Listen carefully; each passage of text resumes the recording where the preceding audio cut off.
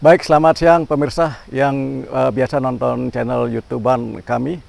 Hari ini kita punya kesempatan ketemu Jero Wayan Sudartayana.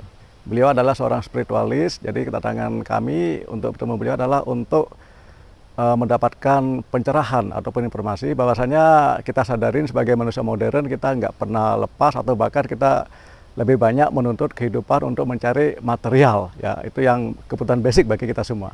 Akan tetapi jangan sampai pencarian itu melupakan jati diri kita yang sesungguhnya, sehingga apa yang kita anggap benar tapi secara kerohanian itu malah sesuatu yang perlu kita koreksi lagi untuk mencari kebenaran yang sebenarnya kebenaran sejati gitu.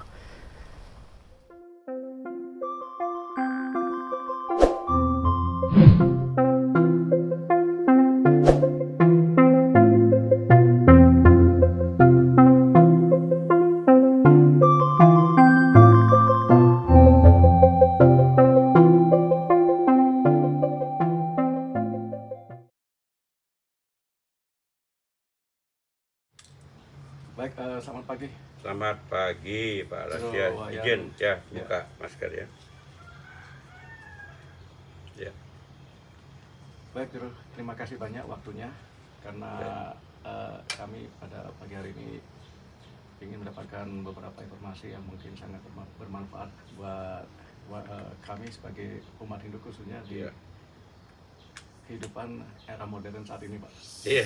Ini ada beberapa pertanyaan yang ingin kami sampaikan, ya. Mohon kiranya diberikan gambaran, ya.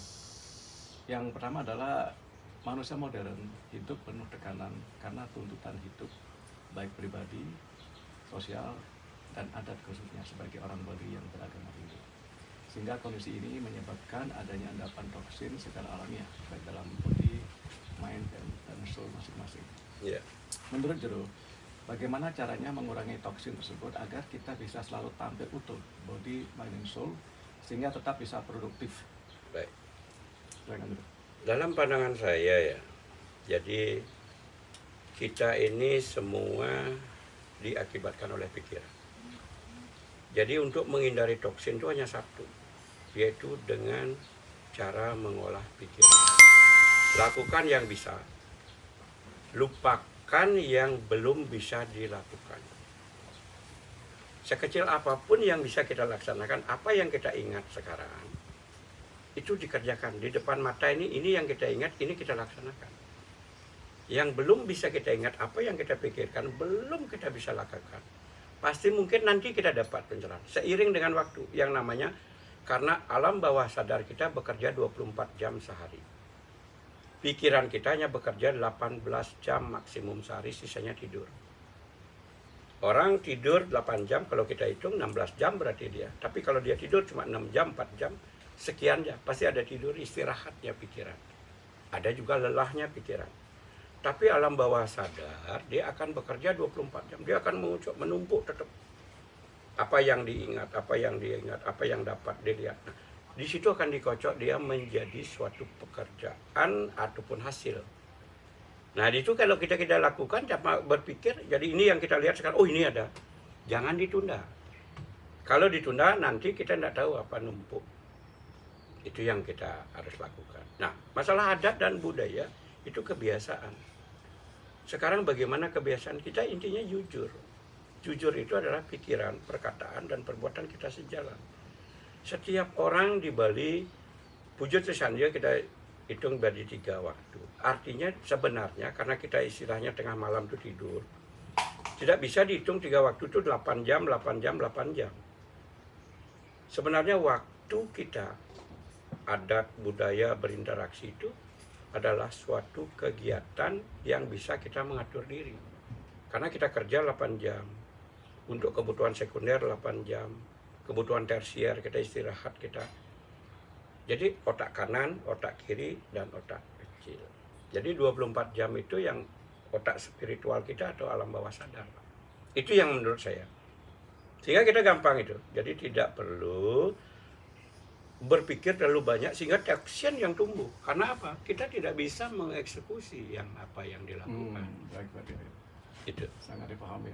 Jadi toksin bisa tumbuh Karena ada hal-hal yang nggak bisa kita lakukan, kita paksakan ya. Betul.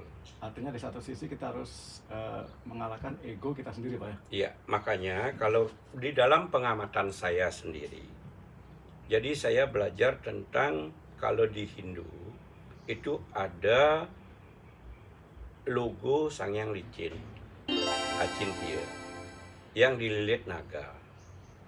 Kalau kita sebut dengan Kundalini, pikiran kita jangan dilepas, makanya ekornya di atas. Ekor itu ujung. Ujung itu pemikiran eksekusi, jangan terlepas. Kepala di bawah, artinya apa? Kepala itu di bawah. Coba pikirkan, kalau kita lihat kepalanya di bawah ke dalam tubuh kita apa?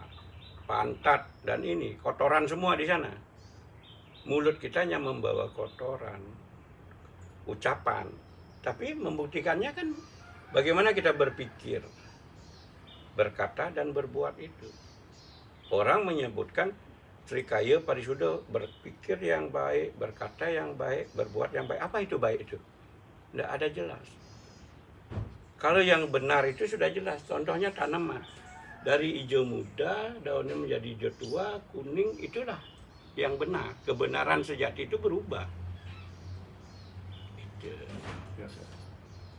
Apalagi toksin yang paling berat itu adalah cara pandang, Pak. Bapak memandang ke sana, saya memandang ke sini. Dia jelas berbeda, Pak. Itu yang membuat toksin kita, karena kita menyamakan di mana kita berhadapan. Begitu, Pak.